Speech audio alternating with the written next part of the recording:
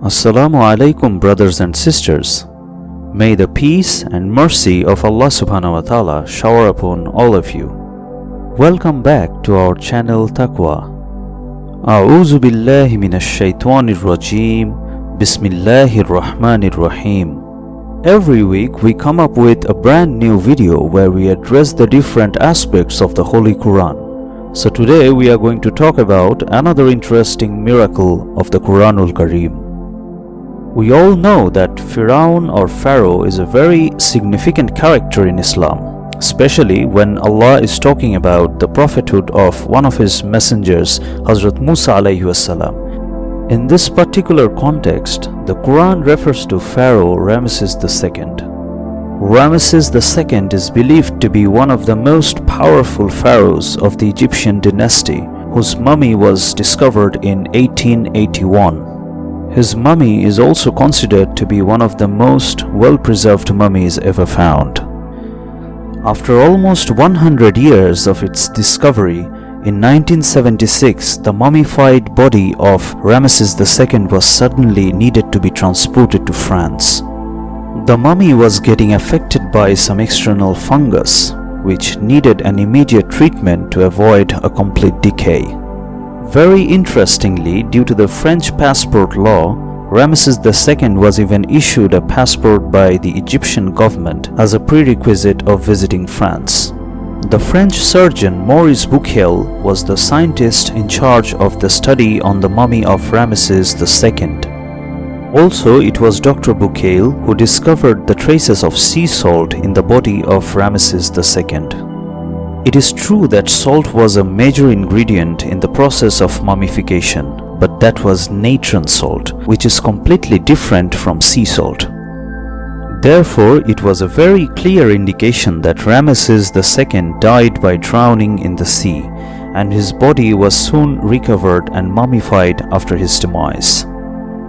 The question that came to Dr. Bucaille's mind was, how could the body of Ramesses II remain so undamaged compared to the other mummies, although his body was recovered from the sea?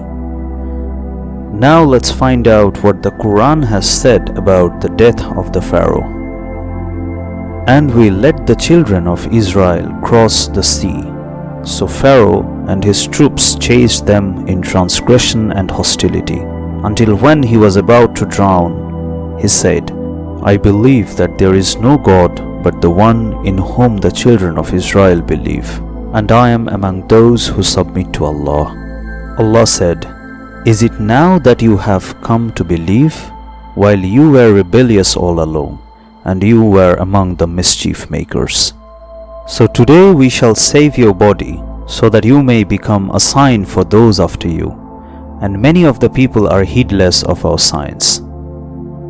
These particular verses from the Holy Quran made Dr. Maurice Bucaille accept Islam later on. He also wrote an entire book named The Bible, the Quran and Science in 1976.